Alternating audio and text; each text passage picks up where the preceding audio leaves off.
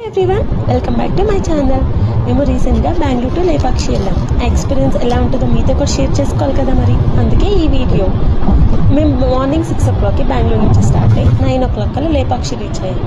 In between around 8 o'clockకి breakfast కోసం దేవన్హల్లిలో ఆగామండి. ఈ hotel చాలా మంచిగా అనిపించింది. ఫుడ్ అండ్ హైజీన్ అయితే చాలా బాగుంది, కానీ కొంచెం ఎక్స్పెన్సివ్ అనిపించింది. బట్ స్టిల్ ఇంకా దారిలో ఏ ఆప్షన్ లేక ఇక్కడే తినేసి మేము లేపాక్షి స్టార్ట్ అయ్యి వెళ్ళిపోయాం. వన్స్ లేపాక్షి రీచ్ అయ్యాక కోకోనట్ చాలా ఫ్రెష్గా అనిపించి కోకోనట్ వాటర్ తాగుదామని వెళ్ళాక ఈ క్యూట్ మంకీ కనిపించింది.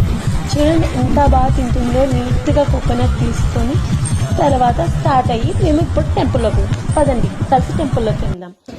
ఈ టెంపుల్ కథ ఏంటంటే ఆంధ్రప్రదేశ్లో ఉన్న చాలా చాలా అద్భుతమైన ఓల్డ్ క్షేత్రం అంటే అనంతపూర్ డిస్టిక్లో ఉంటుంది. దీని పేరు లేపాక్షి. ఇది టెంపుల్ మాత్రమే కాదు, ఇది ఒక రామాయణం కథ, శిల్పకళ మరియు భక్తి అన్ని కలిసిన స్థలం అని చెప్పేసి పేర్కొనింది ఇది. ఈ క్షేత్రంలో ఉన్న దేవుడి పేరు వీరభద్ర స్వామి. వీరభద్ర అంటే శివుడి యొక్క ఉగ్ర రూపం. 15th centuryలో విజయనగర సామ్రాజ్యం కాలంలో ఈ గుడిని నిర్మించబడింది అని చెప్తారన్నమాట. దీనికి రామాయణం ఒక కనెక్షన్ ఉందండి.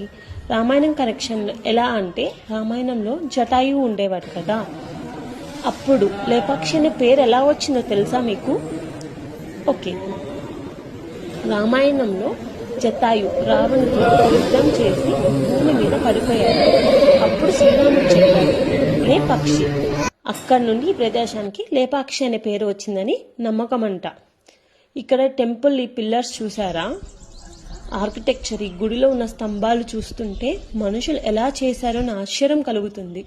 గ్రనైట్ రాళ్ళు కానీ కళ్ళతో ప్రాణం పోసినట్టు ఉన్నాయండి. ఎంత బాగా చెక్కారో అసలు ఆ కాలంలో. ఆ తర్వాత మేము ఈ విగ్రహం దగ్గరికి వెళ్ళాం. నాగశిల్పాలు. ఈ ఫోటోలో కనిపించే ఈ నాగశిల్పాలు కేవలం అలంకారం కాదు, ఇవి శివభక్తికి మరియు రక్ష శక్తికి ప్రతీకాలు. శివుడి యొక్క మీద వస్త్రం లాగా నాగం ఎప్పుడు కూడా రక్షకుడుగా ఉంటుందని నమ్మకం. లేపాక్షిలో ఈ నాగకళ విజయనగర శిల్పుల సూక్ష్మ కాలాన్ని చూపిస్తుంది. ఒక రాళ్ళు మీద ప్రాణం ఉన్నట్టు చేసిన అద్భుతంలా అనిపిస్తుంది. ఇది మీకెలా అనిపిస్తుంది చూసిన తర్వాత? ఆ తర్వాత అందరూ లేపాక్షి అంటే గుర్తొచ్చేదేంటి? Hanging pillar. సో మేము అక్కడికే హ్యాంగింగ్ పిల్లర్ వెతుక్కుంటూ వెళ్ళాం. చాలా పెద్ద మండపంలో ఇది వెతకడానికి చాలా టైం పడుతుంది.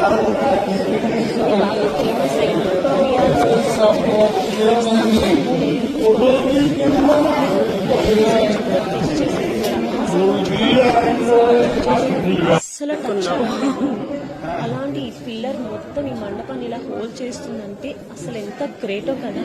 విజయనగర శిల్ప కౌశల్యంకి ప్రత్యక్ష నిదర్శనం ఉంది. ఆ కాలంలో అసలు ఏ టెక్నాలజీ లేనప్పుడు ఎంత బాగా చెక్కారో. ఇక్కడ ఈ సీలింగ్ మోరల్స్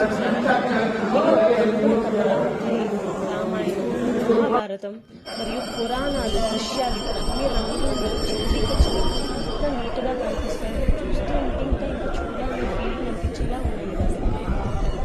తర్వాత మేము ఇక్కడ నుంచి కొంచెం వాక్ చేసుకుని ఎంట్రన్స్ టికెట్ 10 rupees తీసుకుని వెళ్తే మనం ఆ జటాయు అండ్ సీతాదేవి ఫుట్ ప్రింట్ని రీచ్ అవ్వచ్చు. ఇది సీతాదేవి పాద చిహ్నం, చిన్న మార్పులా ఉంటుంది. దానికి ఉన్న చాలా రామాయణం స్టోరీ ప్రకారం సీతాదేవిని రాముడు తీసుకెళ్ళినప్పుడు ఇక్కడ ఈ ఫుట్ ప్రింట్ నమ్మకం. అందరూ దీన్ని చాలా భక్తిగా